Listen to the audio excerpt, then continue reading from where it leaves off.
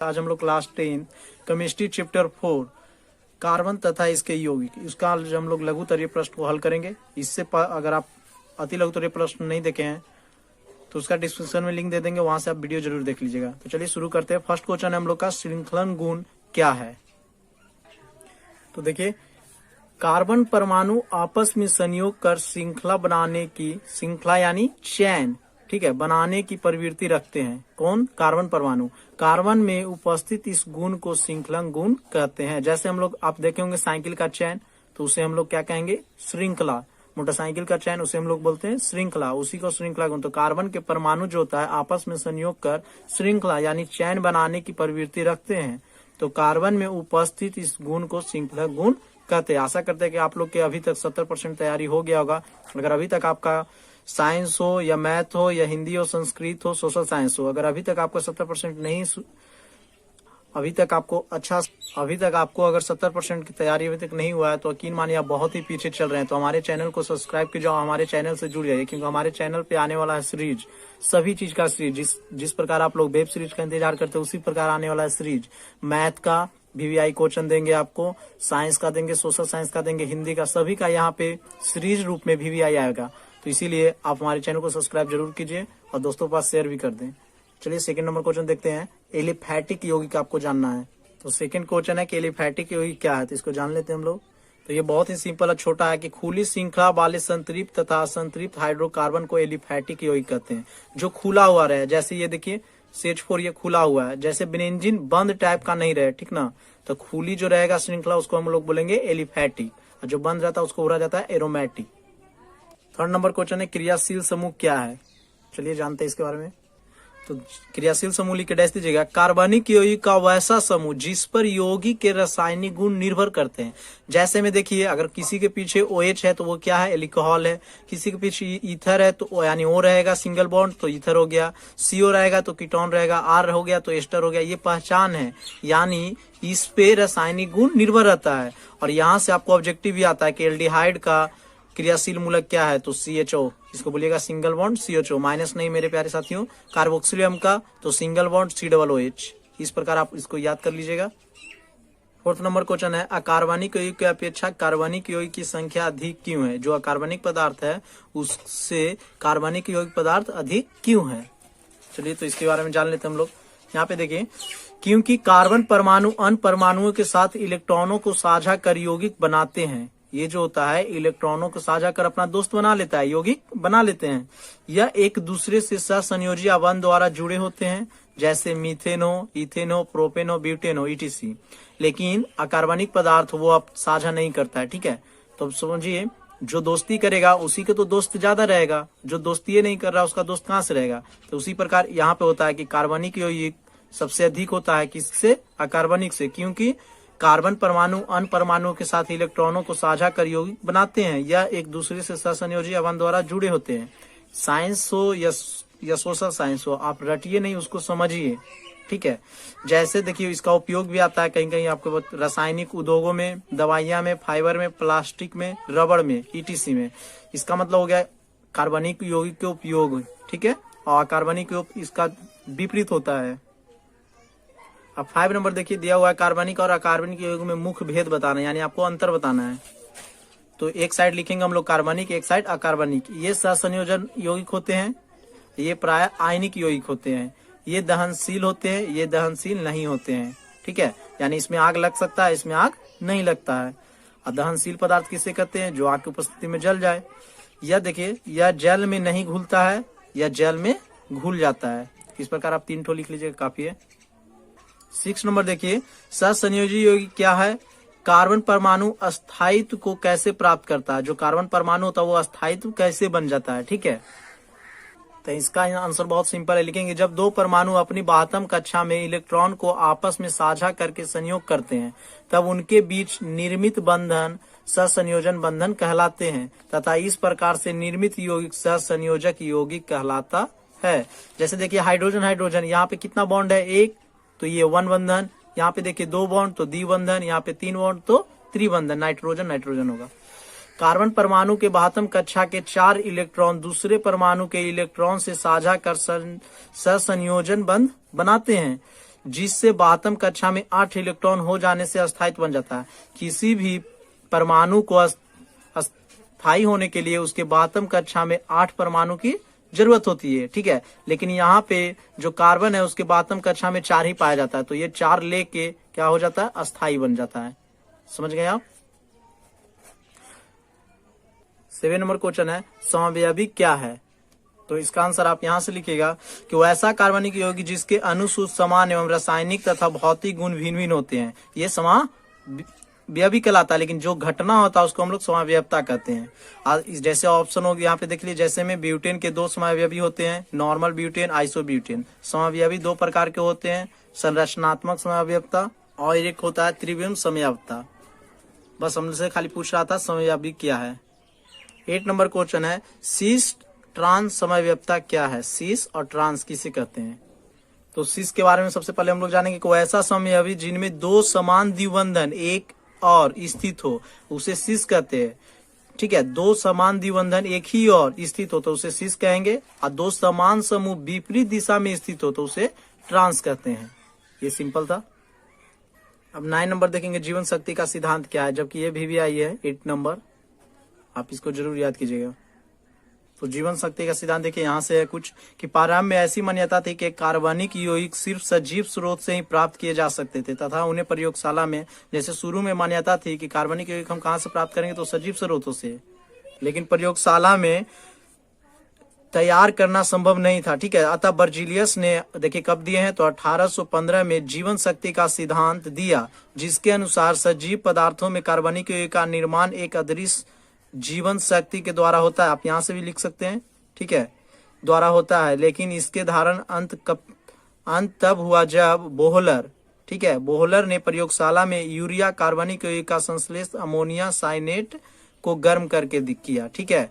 ये प्राप्त भी करने लगा किसके, तो अमोनिया साइनेट को गर्म कर, तो कार्बनिक यौगिक को गर्म किया और कार्बनिक यौगिक प्राप्त होने लगा, ठीक है। यहाँ पे आप ये भी लिख सकते हैं। 10वां नंबर देखेंगे हम लोग, हीरा और ग्रेफाइट के भौतिक गुणों में अंतर पड़ने के कारण क्या है। तो इसका आंसर हो जाएगा हीरा तथा ग्रेफाइट कार्बन के अपरूपीय अवस्थाएं हैं। और इस ऑब्जेक्टिव आता है कार्बन के अपरूप कौन है, तो हीरा और ग्रेफाइट अपरूपीय अवस्थाएं जिनके कार्बन परमाणुओं की व्यवस्था में विभिन्नता होती है, अतः इनके भौतिक गुणों में अंतर पाया जाता है। जैसे यहाँ से भी ऑब्जेक्टिव आपको आ सकता है कि हीरा किस प्रकार की संरचना बनाता है, तो त्रिविमीय, और ग्रेफाइट किस प्रकार की संरचना बनाता है, तो षटकोणीय। 11 नंबर देखिए कार्बनिक यौगिक के स्रोत क्या है। आपको बताया कि कार्बनिक यौगिक शुरू में कहाँ से पाया जाता था, तो सजीवों से, लेकिन अब इसका बहुत ही स्रोत है। देखिए पता करते हैं क्या क्या है। अब देखिए कार्बनिक यौगिक को मुख्य स्रोत पेट्रोलियम, कोयला एवं पेड़ पौधे होते हैं, ठीक है। पेट्रोलियम, कोयला एवं पेड़ पौधे होते हैं। फिर आगे देखिए कार्बनिक यौगिकों को कार्बनिक यौगिक कैसे बनाए जाते हैं, तो ये सिंपल था, आपको बताया भी। जो अकार्बनिक यौगिक है उसको गर्म कर देंगे तो कार्बनिक यौगिक प्राप्त हो जाता है। जैसे देखिए यहाँ पे दिया हुआ ये कार्बनिक यौगिक है, इसको गर्म किया जा रहा है उष्मा, तो यहाँ पे हमको कार्बनिक यौगिक प्राप्त हो गया। 13 नंबर देखिए आपसे पूछा था निम्नलिखित में एल्कीन को चुनना है, ये इसमें से एल्कीन कौन है।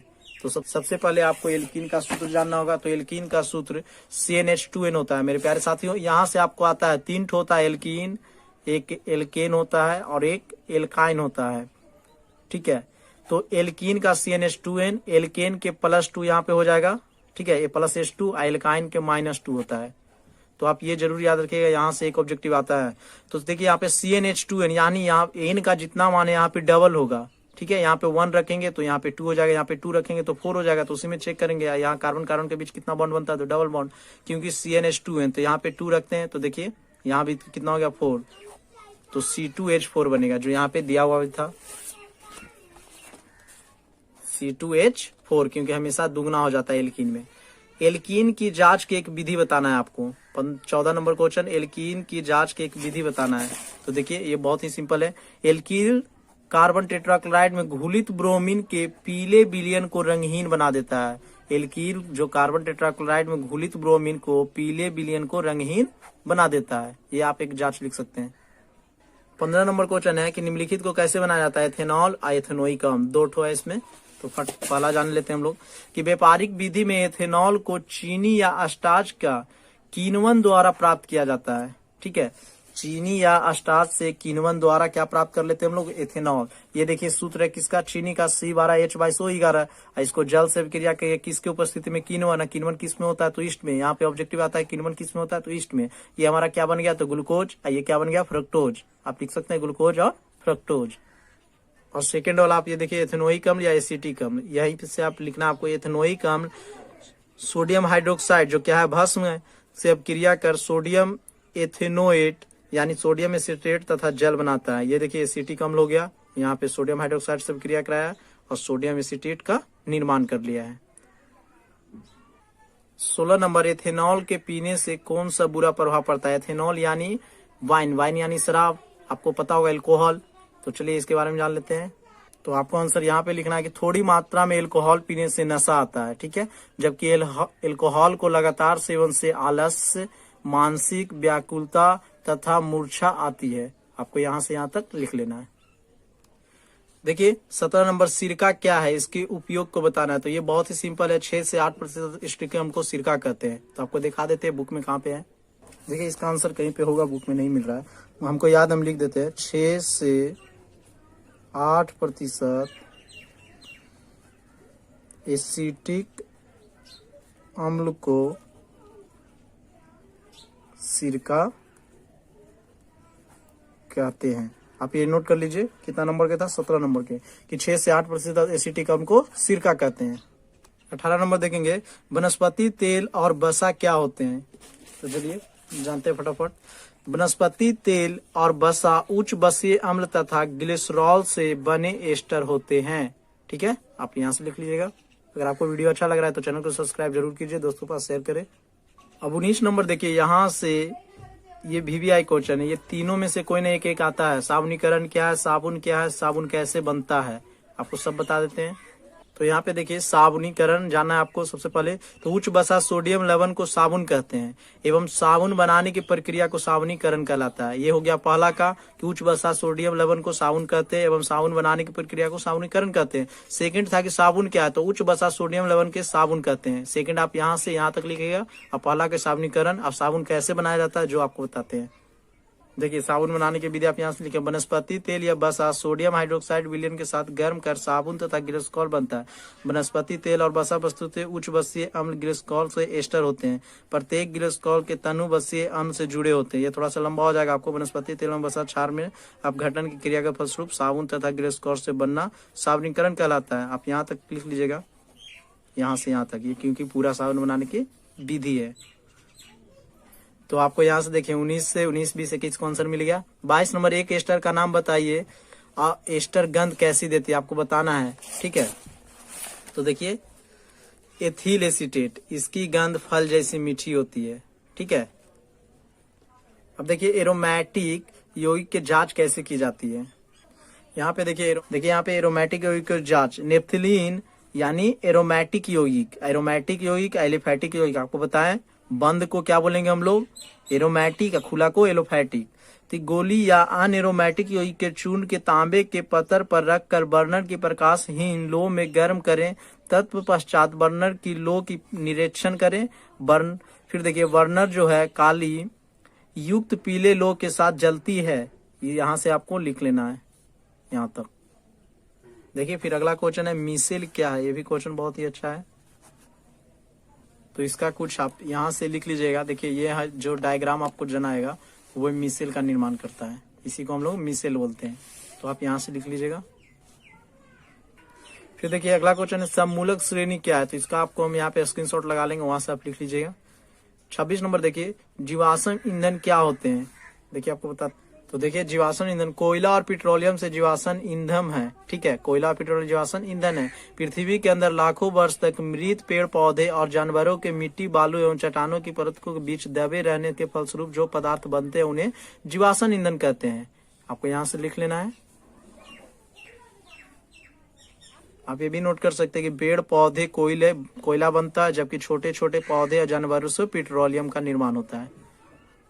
27 नंबर देखेंगे। देखिए इसका दिया गया ऐसा संयोजन जो कि प्राय विद्युतहीन यानी चालक, देखिए कुचालक क्यों होते, तो आपको बताए थे पिछले पिछले पार्ट में, अगर वो वीडियो आप नहीं देखे हैं तो वो देख लीजिएगा, क्योंकि वहां पे बता दें कार्बन टेट्राक्लोराइड से होकर विद्युत धारा प्रवाहित नहीं होता। जब विद्युत धारा प्रवाहित नहीं होगा तो वो पदार्थ क्या कहलाएगा, कुचालक होगा। और सेकेंड है इसमें देखिए कि इसका डायग्राम से कौन सा यौगिक का निर्माण होता है, तो प्रोपेनॉन। और इसका देखिए 28 नंबर प्रतिस्थापन अभिक्रिया क्या है, उदाहरण देकर समझाना है। ये देखिए बिहार, ये भी क्वेश्चन आता है बार बार। तो प्रतिस्थापन अभिक्रिया आपको बताए थे, रासायनिक अभिक्रिया फर्स्ट चैप्टर का नाम है रासायनिक अभिक्रिया और समीकरण। तो उसमें एकल विस्थापन और प्रतिस्थापन दोनों सेम ही होता है। तो वैसी रासायनिक अभिक्रिया आप लिख लीजिए, वैसी रासायनिक अभिक्रिया जिसमें किसी यौगिक के जलीय विलयन में उपस्थित तत्व को उसका स्थान ग्रहण कर उसको विस्थापित कर देता है, उसको हम लोग प्रतिस्थापन अभिक्रिया कहते हैं। वैसी रासायनिक अभिक्रिया जिसमें किसी यौगिक के जलीय विलयन में उपस्थित पदार्थ को उसका स्थान क्या करता है, ग्रहण कर उसको विस्थापित कर देगा, उसे हम लोग प्रतिस्थापन अभिक्रिया कहते हैं। अगर वीडियो आपको अच्छा लगा है तो चैनल को सब्सक्राइब जरूर कीजिए, दोस्तों के साथ शेयर करें। जय हिंद, जय भारत। मिलते हैं नेक्स्ट वीडियो में।